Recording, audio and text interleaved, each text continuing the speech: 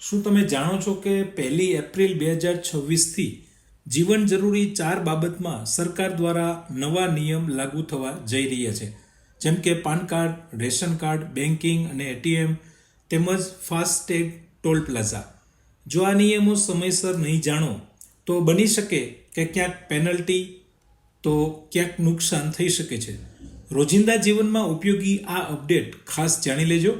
વધુ સમય ન લેતા ચાલો જાણીએ શું છે આ અપડેટ. સ્વાગત છે પૂરણ ગોંડલિયા યુટ્યુબ ચેનલ પર, જ્યાં તમે મેળવો છો એજ્યુકેશનલ, ડિજિટલ નોલેજ અને રોજિંદા જીવનમાં ઉપયોગી માહિતી સરળ ભાષામાં. સૌથી પહેલા જાણીએ પાન કાર્ડ સંબંધિત નવા નિયમો. અત્યાર સુધી બેંકમાં દરરોજ 50,000થી વધુ રોકડ જમા કરાવવા માટે પાન કાર્ડ આપવાનું ફરજિયાત હતું, પણ હવે નવા નિયમ પ્રમાણે આ રોજની લિમિટ દૂર કરી અને એની જગ્યાએ વાર્ષિક લિમિટ લાગુ થવાની છે.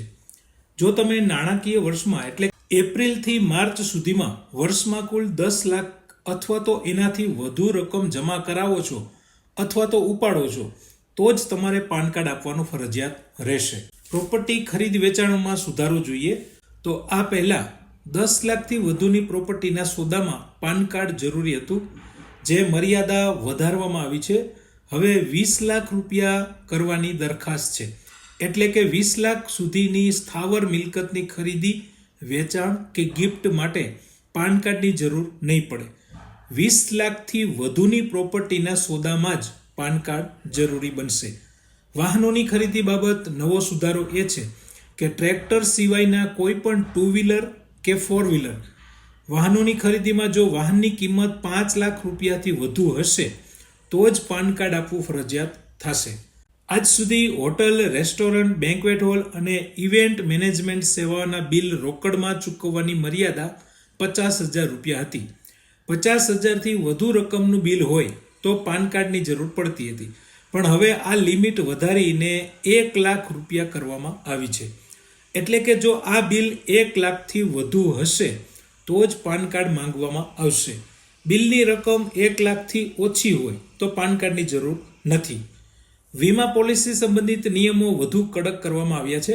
હવે કોઈ પણ વીમા કંપની પાસેથી નવી પોલિસી લેવા માટે પાન કાર્ડ ફરજિયાત છે. આની પહેલા વાર્ષિક પ્રીમિયમ 50,000 રૂપિયાથી વધુ હોય તો જ પાન કાર્ડ જોઈતું હતું, પણ હવે તમામ પોલિસી માટે પાન કાર્ડ ફરજિયાત રહેશે. અન્ય ટ્રાન્ઝેક્શનમાં આ સિવાય અનલિસ્ટેડ કંપનીના 1 લાખથી વધુના શેર ખરીદવા કે વેચવા માટે, મ્યુચ્યુઅલ ફંડમાં 50,000 રૂપિયાથી વધુના પેમેન્ટ માટે અને અન્ય કોઈ પણ ચીજ વસ્તુ કે સેવાના 2 લાખથી વધુના ટ્રાન્ઝેક્શન ઉપર પાન કાર્ડ ફરજિયાત રહેશે. આજ સુધી એક જ ડોક્યુમેન્ટ આધાર કાર્ડની મદદથી નવું પાન કાર્ડ બનાવી શકતા હતા, પણ હવેથી નવું પાન કાર્ડ બનાવવા માટે ફક્ત આધાર કાર્ડ પૂરતું નથી. એની સાથે જન્મનું પ્રમાણપત્ર, ચૂંટણી કાર્ડ, પાસપોર્ટ, ડ્રાઇવિંગ લાયસન્સ કે 10મા ધોરણની માર્કશીટ આના જેવા ડોક્યુમેન્ટ પણ આપવા પડશે.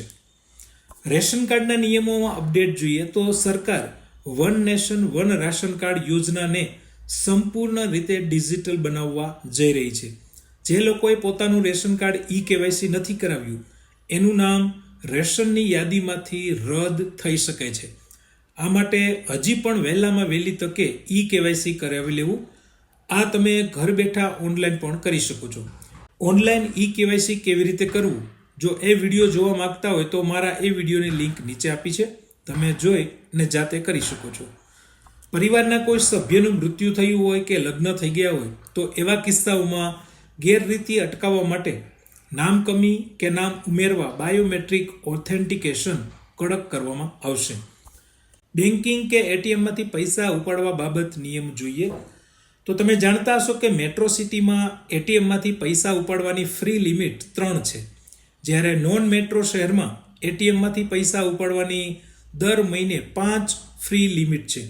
પણ હવેથી જો તમે એટીએમ કાર્ડ વગર એટીએમના સ્ક્રીન ઉપર QR કોડ સ્કેન કરીને યુપીઆઈના માધ્યમથી કેશ ઉપાડશો તો એને પણ ફ્રી મંથલી ટ્રાન્ઝેક્શન લિમિટમાં ગણવામાં આવશે.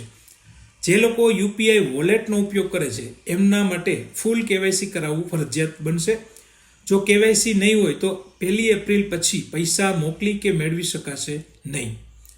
સુરક્ષાના ભાગરૂપે માની લો કે તમે કોઈ બીજા મોબાઈલ ઉપર અથવા તો નવો મોબાઈલ લીધો હોય અને એમાં યુપીઆઈ એક્ટિવેટ કરશો તો પહેલાં 24થી 48 કલાક માટે ટ્રાન્ઝેક્શનની લિમિટ ઓછી થઈ જશે. એચડીએફસી, પંજાબ નેશનલ બેંક અને બંધન બેંક જેવી બેંકોમાં જો તમારી ફ્રી ટ્રાન્ઝેક્શન લિમિટ પૂરી થઈ જશે તો ત્યારબાદના દરેક વધારાના એટીએમ ટ્રાન્ઝેક્શન ઉપર તમારે 23 રૂપિયા સુધીનો ચાર્જ ચૂકવવો પડશે. જો તમારા ખાતામાં પૂરતા પૈસા ન હોય અને એટીએમ ટ્રાન્ઝેક્શન ફેલ થાય તો એના ઉપર 25 રૂપિયાનો વધારાનો ચાર્જ પણ લાગી શકે છે. સરકાર ટોલ પ્લાઝા હટાવીને જીપીએસ આધારિત ટોલ કલેક્શન સિસ્ટમ લાવવા જઈ રહી છે, જેમાં વાહન જેટલું ચાલશે એટલો જ ટોલ સીધો બેંક ખાતામાંથી કપાઈ જશે. આ માટે હાઈ સિક્યુરિટી નંબર પ્લેટ અને અપડેટ કરેલ ફાસ્ટેગ હોવું જરૂરી છે.